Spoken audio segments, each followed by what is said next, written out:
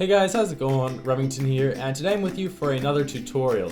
Now, I made a tutorial just before this, and unfortunately, as I was rendering it, all the files I don't know what happened to them. They just exploded or something, because they all got corrupted, they're all gone, and I lost like an hour of recording footage. So, I decided to just try and whip together a really short tutorial for you guys, so sorry for it not being very long. I'm going to try and make this very helpful though.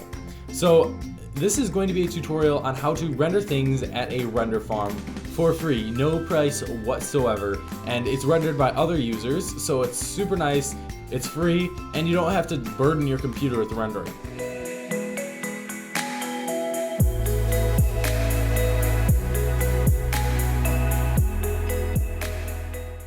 So this is called Sheep at Render Farm, and I'm not sure if anybody's ever heard of it, but basically you just submit your file, somebody else renders it for you, and then you get the file back. And it's that simple. And the only thing they ask in return is that you sometimes render things for them. So if somebody submits their project, you just download an executable, it runs on your computer, and it just renders things on your computer when you're not using it. And it's super nice, it's super easy, and it's so helpful to everybody else. So I'd really love if some of my viewers got involved in Sheepit. I'm sure you will find that it's very useful and very beneficial to both you and other people. So here I have a simple scene. It's just a really dumb physics animation that's not even good. It's just 3 cubes falling and then the camera being traced to another cube. And I've got some basic materials set up on it. It is in cycles. So I'm going to go ahead and make sure, if you do have a physics simulation like this, or you have a particle system, you're going to have to bake it. So I'm going to go ahead and bake mine right now under the physics tab. And I'm going to go ahead and click bake to keyframes, 1 to 120, okay. And then we'll do the same with this one, bake to keyframes, and bake to keyframes. So now none of these are actually physics. It's just a keyframe, as you can see here. And it does look like it has a little bit of trouble because they are cubes, but you know, what can you do about it? And it's important to bake these because basically how Sheepit works is it distributes your file to about 20 or 30 different computers, and each of those computers renders a different frame. And if you don't have your physics baked, your cubes will be literally teleporting everywhere, and it's very important to have them baked, otherwise bad things happen. So I'm gonna go ahead, and if I were to render this right now, it would take me maybe 120 frames. It would take me maybe an hour to render, but with this, it'll render not only faster, but it doesn't have to burden your computer. So I'm gonna go with 100 samples, and I'm gonna go ahead and save it. So we'll save this as, we'll call it dumbphysics.blend. Save as Blender file, and we can exit out now. Now, after that closes, there we go. I'm going to go ahead and open up sheepitrenderfarm.com. It's sheepit-renderfarm.com, or you can just Google it, or click the link down in the description.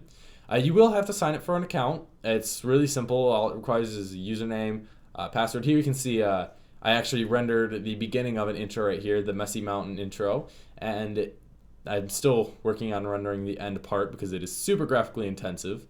So in order to submit a project, you may log into the Home tab. I think that's where you log in actually. I'm going to head over to the Projects tab right here. It does take a while to load.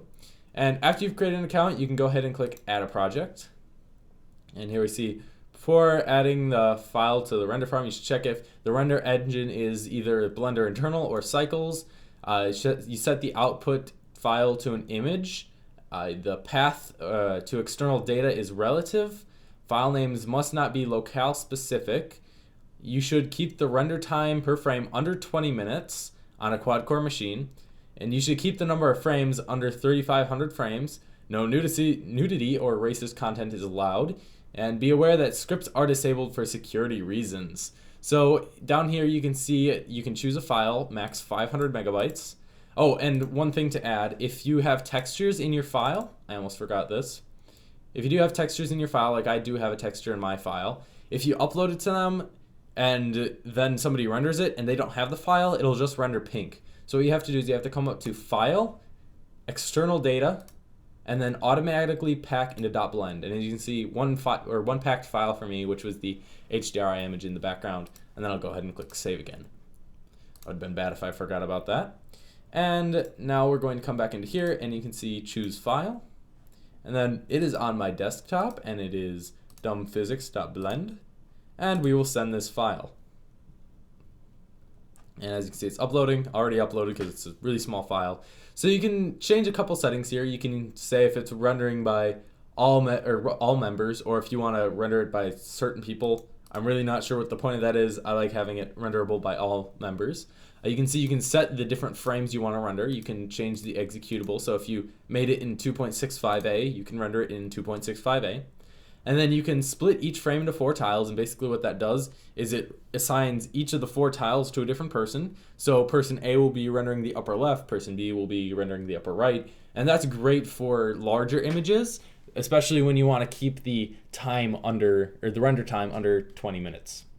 You can also say that this project is not urgent. That basically means you don't lose any credits, which I'll explain credits later. Then you can also look at the advanced settings. You can name the frame file name. So basically it does render in a PNG format. So if I name this milk, it will render as, or the files will be called milk0001. Otherwise it's just going to be 0001. And then you can also change the memory used. I don't really need that. So I'm just going to go ahead and click add to job, or add this job. You can see job dumbphysics.blend added. And if you click administration here, you can edit different settings. And something that I find helps is if you come down here to the compute device, we can change this to enable GPU rendering, which will make things a little bit faster. And it's waiting. So while this is waiting, I'm gonna go ahead and click on my profile picture up here.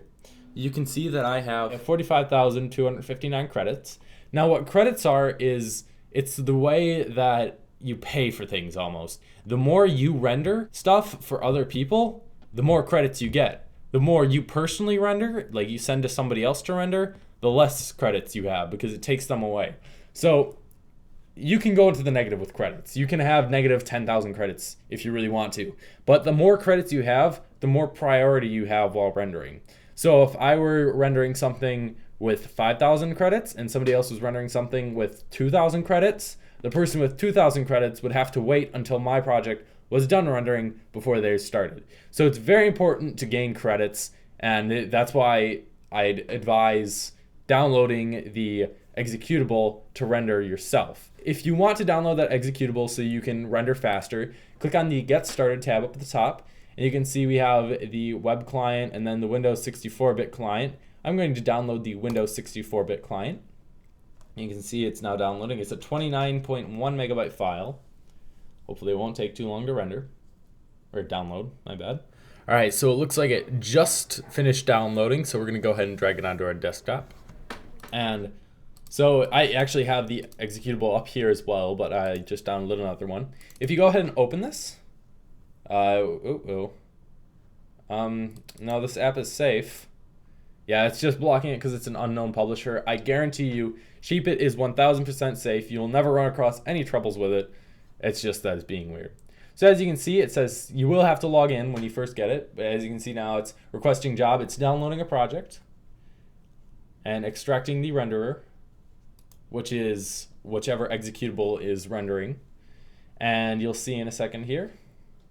So this is actually kind of cool. You can see the remaining frames right here. And I can also change my settings. So if I want to, like for example, you saw there I had my GTX 980 disabled.